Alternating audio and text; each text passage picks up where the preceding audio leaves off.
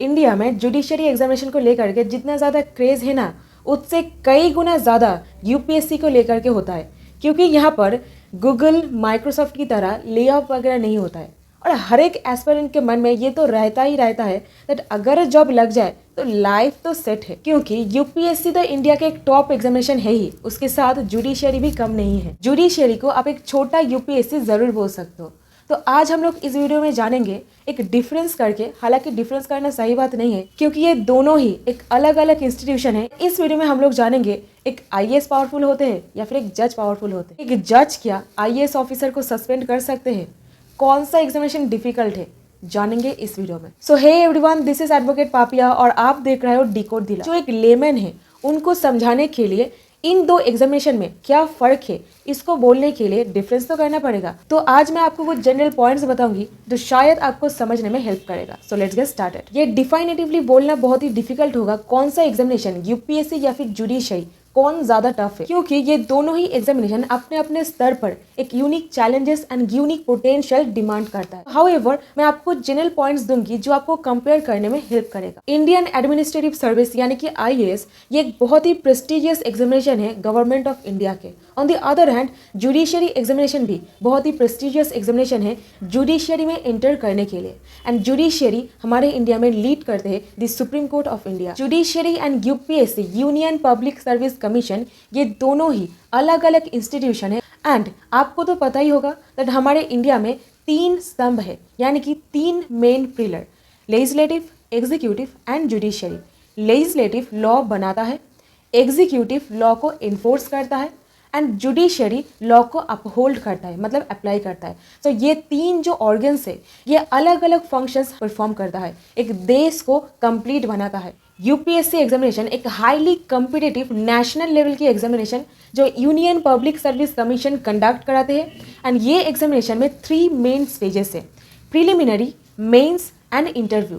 Preliminary में आपको objective type question पूछा जाता है, मेंस में आपको सब्जेक्टिव टाइप क्वेश्चन पूछा जाता है और इंटरव्यू में आपका पर्सनालिटी टेस्ट किया जाएगा। यूपीएससी एग्जामिनेशन का सिलेबस बहुत ही वास्ट है, बहुत सारे सब्जेक्ट्स यहाँ पर कवर होता है, जैसे कि history, geography, economics, politics, science and technology and more. Additionally ये एग्जामिनेशन कोई कैंडिडेट्स का aptitude, logical reasoning and analytical mind को भी असेस करता है। UPSC examination one of the most highly competitive and most difficult examination इसको माना जाता है एंड इसका सक्सेस रेट लेस देन 1% होता है एंड थाउजेंड्स ऑफ कैंडिडेट्स हर साल यहाँ पर अपीयर होते हैं। On the other hand judiciary examination conduct कराया जाता है जजेस के रिक्रूटमेंट के लिए और ये एग्जामिनेशन कोई नेशनल लेवल की एग्जामिनेशन नहीं होता है। यहाँ पर state to state rules and regulation है। कोई स्टेट पर हाई कोर्ट ये एग्जामिनेशन कंडक्ट कराता है, कोई एग्जामिनेशन में पीसीएस यानी कि पब्लिक सर्विस कमीशन ये एग्जामिनेशन को कंडक्ट कराता है।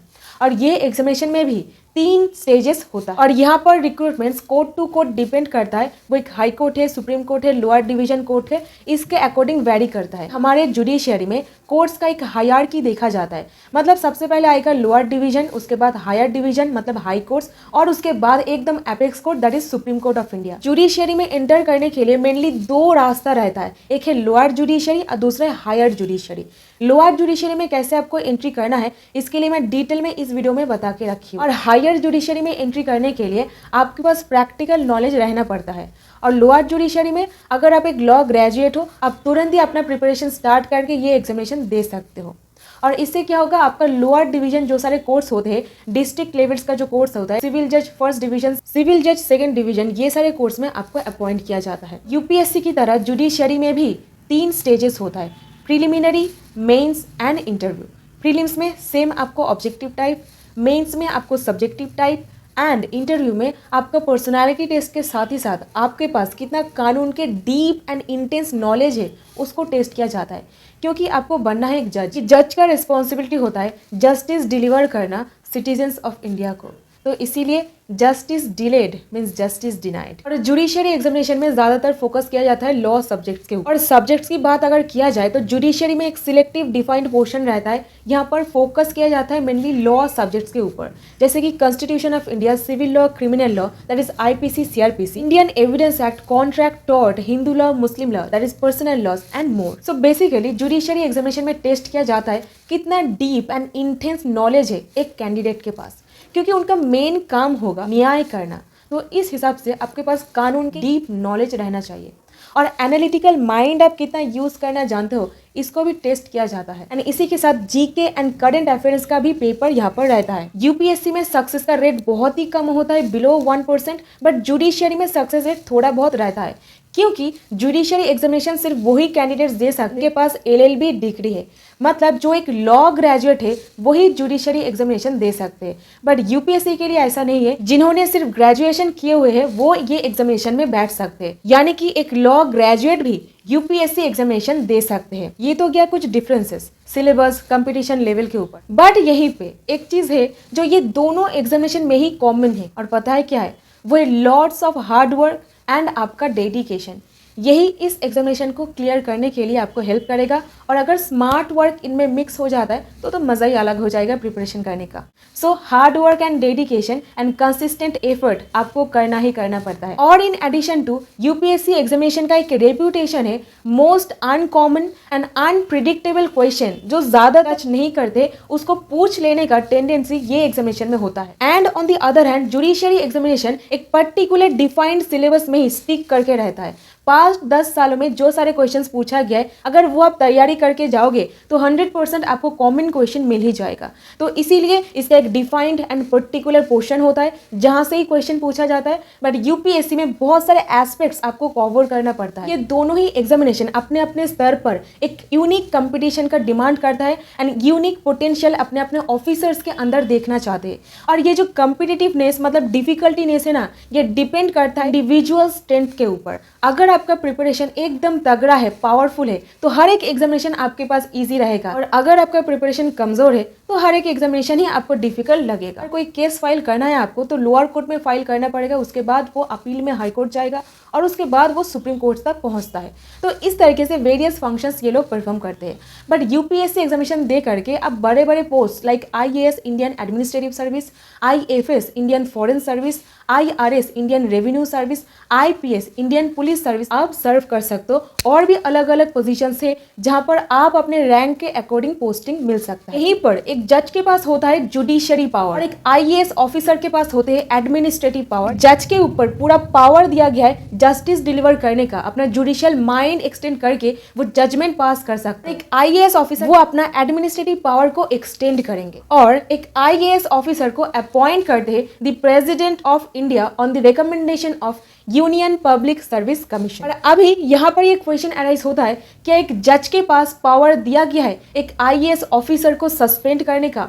तो देखिए हमारे इंडियन जुडिशरी में या फिर पूरा इंडिया में सब कुछ चीज न्याय एंड अन्याय के ऊपर बेस्ड है। अगर आप ध्यान से ऑब्जर्व करोगे तो सपोज अगर कोई जज कोई ऑफेंस कमिट कर देता है तो एक जज ही उनको पनिशमेंट देंगे, और अगर एक आईएएस ऑफिसर कर देते तो एक जज ही उनको पनिशमेंट देंगे, या फिर जज बोलेंगे कोई अप्रोप्रिएट अथॉरिटी को डायरेक्ट करेंगे दैट इनके साथ क्या किया जाए। सो इन जनरल एक जज के पास एक आईएएस ऑफिसर को सस्पेंड करने का कोई पावर नहीं होता है। अगर वो सस्पेंड कर भी देते तो वो परमानेंट बेसिस पर नहीं होगा, टेम्पररी होगा। अगर ऐसा मिलता है कि आईएएस ऑफिसर एब्सोल्युटली इनोसेंट है, उनके ऊपर जो सस्पेंशन लगाया जाएगा उसको विथड्रॉ कर लिया जाएगा, और इनका कंडक्ट गवर्न होता है rules and regulations of the all India services conduct rules 1968 के तहत। तो यहाँ पर देखिए अगर कोई आईएएस ऑफिसर कोई मिसकंडक्ट करते हैं या फिर उनके खिलाफ कोई डिसिप्लिनरी एक्शन वगैरह लेना है, इस हिसाब से इनका conduct subject to supervision by the state government and central government. तो जो अप्रोप्रिएट अथॉरिटी